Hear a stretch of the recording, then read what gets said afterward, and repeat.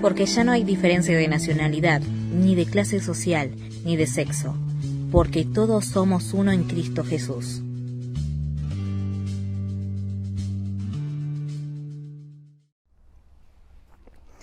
Buenas tardes, buenas tardes, buenas noches, buenos días, buenos mediodías, depende de la hora que estén mirando esto. Tengo un ratito antes que se vaya la luz de acá, elegí este momento, no hace frío, está nublado, pero no está tan feo. Hay un poquito de ruido de fondo, vamos a ver cómo sale esto, pero bueno, hoy quería dejarles este mensaje que viene de la palabra de Dios, obviamente, que tiene que ver con este tema que repetí el día martes, durante la reflexión que hice en la reunión de oración, y que tiene que ver con salir mejores. ¿Salir mejores de dónde? Salir mejores de las situaciones que pueden ser buenas, que pueden ser malas, que pueden ser de cualquier manera, que pueden tener buenas cosas o malas cosas. Pero el que eso nos lleve a mejor o nos lleve a más depende mucho de nosotros y de nuestra actitud ante la vida, de nuestra actitud ante los problemas y ante las vicisitudes de la vida. Y hoy quería hablarles acerca del libro de Génesis y quería ver, al menos en esta semana y en la próxima, tal vez el martes, lo completemos. Quiero que veamos el principio de Génesis y que veamos la historia de los dos hermanos, de Caín y de Abel, ¿no? Sabemos que Caín es el más grande, Abel es el más pequeño. Caín significa concebí con ayuda del Señor, y el término Abel es bastante complejo, tiene que ver con el verbo también, o con la palabra, con el término Hebel, que significa nada, vacío, vapor, es algo muy pasajero, así como fue la vida de Abel, ¿no? Todos conocemos la historia de estos dos hermanos, conocemos que uno era pastor de ovejas y el otro era un agricultor, alguien que cultivaba la tierra. Podría decirse que es el primer agricultor. No sabemos todavía si en esa época nos está hablando de agricultor, de aquel que labra la tierra, o aquellos que son recolectores, ¿verdad? Recolectores de frutas, de los frutos de los árboles silvestres. Nos podemos dar una idea por lo que Dios dice al final en su última conversación con Caín, cuando le dice que la tierra no te dará su fruto, ¿no? Esta es algo que tendríamos que tener en cuenta a la hora de leer esos textos. Y el caso es que los dos ofrecieron una ofrenda al Señor. Ofrecieron cómo, de qué manera. No nos olvidemos que no hay ritos todavía, no hay una parte cultural. Eso va a venir recién con el Éxodo, ¿no es cierto? En el libro del Éxodo, el primer sacrificio, la Pascua, y después en el camino se va a ir estableciendo una serie de rituales, de limpieza, o de rituales de redención, ¿no es cierto?, con Dios. Pero en este caso no sabemos quién les enseñó a ellos a ofrecerle sacrificios a Dios. El hecho es que la Biblia cuenta que lo hicieron y que Dios miró con agrado a Abel y a su ofrenda, y vio con desagrado a Caín y su ofrenda. Este caso es siempre bastante marcado, ¿no? Que Dios no mira lo que ellos le llevaron, sino que lo primero que miró Dios es la persona, ¿no es cierto? Mira la persona. no está mirando aquello que se trae, si tenía mucho o poco valor. Poco importa si uno era animal y el otro era de frutos, porque después en el sistema de sacrificios va a haber sacrificios de todo tipo, sacrificios de verduras, sacrificios de harina, sacrificios de agua, por ejemplo, los sacrificios de ablación, ¿no es cierto?, en el cual se pone agua, y sacrificios animales también. Pero todo eso va a estar representado en el altar del sacrificio. Así que es muy poco probable que haya algún problema por el tipo de ofrenda, sino que tiene que ver con una actitud del corazón. Frente a esa actitud del corazón, frente a esa reprimenda de parte de Dios, Dios habla con Caín y le explica que a pesar del problema y de la circunstancia que está viviendo, que le puede parecer traumática, que puede ser frustrante, tiene salida. Entonces vamos a leer acá un poquito, vamos a ir viendo simplemente algunos versículos. Yo le pido que después lean el capítulo completo. Dice en el versículo 5, dice: pero no miró así a Caín ni a su ofrenda, por eso Caín se enfureció y andaba cabizbajo, ¿no? Entonces el Señor le dijo: ¿por qué estás tan enojado? ¿Por qué andas cabizbajo? Si hicieras lo bueno, podrías andar con la frente en alto, pero si haces lo malo, el pecado te acecha como una fiera lista para atraparte. No obstante, y acá le abre un abanico de posibilidades, tú puedes dominarlo.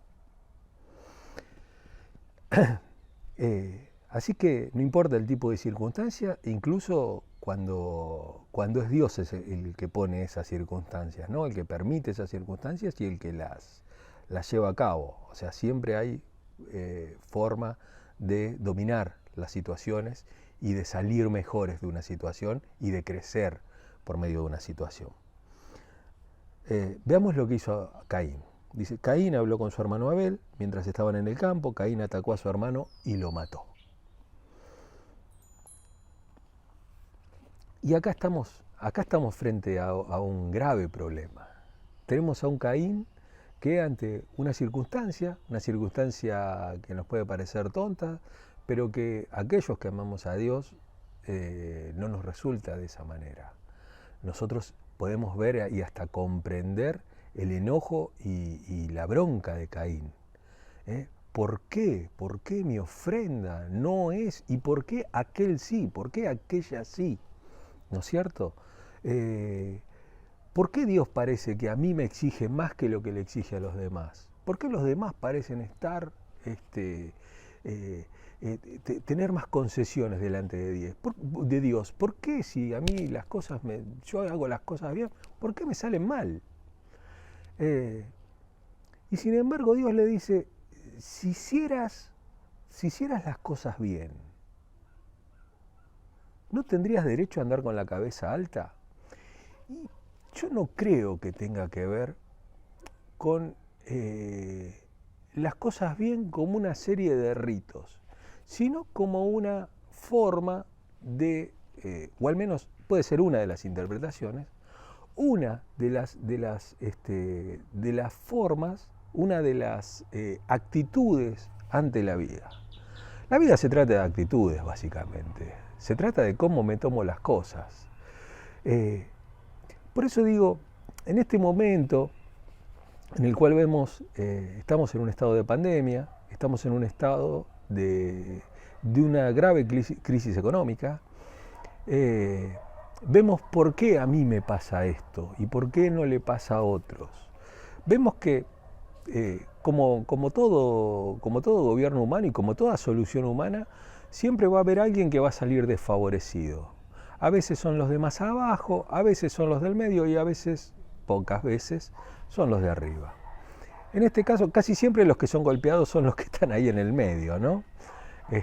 Y no por tibios ni no por nada, simplemente salen beneficiados porque, o sea, no tienen el poder porque tienen tanto ni tienen tan poco como para que sean propicios para recibir algunas ayudas. Sin embargo, pasan. Y uno se pregunta, ¿por qué a mí? ¿por qué a mí? ¿Por qué me pasan estas cosas? ¿Por qué si yo me esfuerzo? ¿Por qué? Y entendemos que el mundo es un mundo que no tiene mucho sentido. Que no tiene mucho sentido en, valga la redundancia, en este sentido.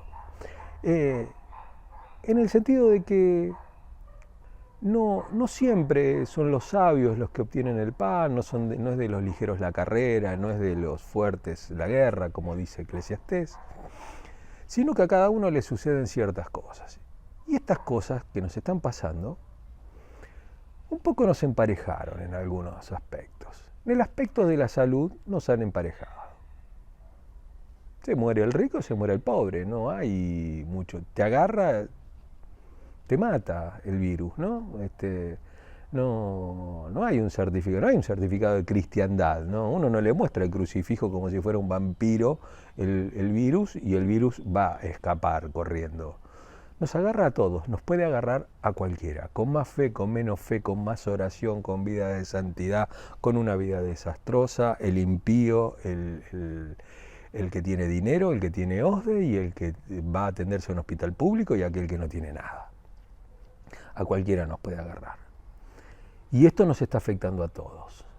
Nos afecta a algunos en la familia, a algunos con los amigos, a algunos con los estudios, a algunos con los trabajos. Económicamente, al que menos, al que más, los está afectando a todos. Y uno se está quedando en su casa y bueno, y es un tiempo difícil para todos. Pero está en la actitud que nosotros tengamos ante este problema a que salgamos mejores. Y digo que salgamos mejores individualmente y como sociedad. Y como la sociedad no la maneja la Iglesia, a lo mejor no sería el caso de que la sociedad salga totalmente mejor. Pero la Iglesia sí debería salir mejor.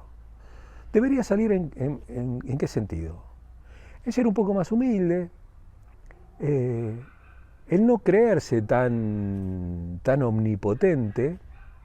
No es lo mismo morar bajo la sombra del omnipotente que serlo. Ser más humildes para hablar con Dios, ser más humildes para depender de Él, ser más humildes para depender de los hermanos, para depender de los otros miembros de la Iglesia, para depender del cuerpo, ser más humildes para no ser sabio en nuestra propia opinión, ser más humildes en poder compartir y en saber que no puedo vivir una vida lejos de la congregación, que no puedo vivir una vida lejos de la comunidad de fe, que la comunidad de fe fue puesta por Dios para poder contenerme, para poder hablar conmigo, para poder no solamente exhortarme y juzgarme en cada cosa que hago, sino también en contenerme y en ayudarme en mis momentos de angustia y en mis momentos de dolor. Este es un buen momento, está en nosotros en cómo salir de esto, en cómo salir de esta circunstancia. Dios no va a mirar el problema, ¿no? Uno no puede decirle a Dios, Dios, mira mi problema.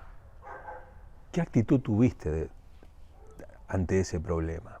¿Qué actitud tuviste ante esa circunstancia?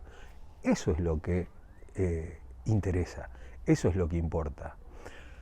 Sea bueno o sea malo, está en la actitud que vos pongas ante las circunstancias el salir mejores. Podés salir mejor persona, habiendo crecido, más maduro, o salir angustiado, amargado y siendo una persona negativa y una persona que se vive lamentando por las cosas que le pasan. Yo creo que este es un tiempo para que la Iglesia sea mejor. Hoy siempre a las iglesias pequeñas, a las iglesias chiquitas, les decimos kiosquitos. A las iglesias grandes son mega iglesias y son el sueño de casi todos los pastores. Y las iglesias del medio son a veces acusadas de tibia, ¿viste? No porque no fuiste ni fría ni caliente, parece que Dios va a vomitarnos de la boca. Sin embargo, hoy las iglesias que están poniendo el pecho y poniéndole la espalda a las cosas son las iglesias esas. Los kiosquitos, aquellos, bueno, hoy se saben si son kiosquitos, tuvieron que cerrar porque no tenían capacidad para nada. Y no tenían la fuerza y no tenían las cosas. Y después las iglesias grandes, lo mismo. Dependían de las congregaciones, dependían de los hermanos, dependían de las ofrendas, dependían de todas esas cosas.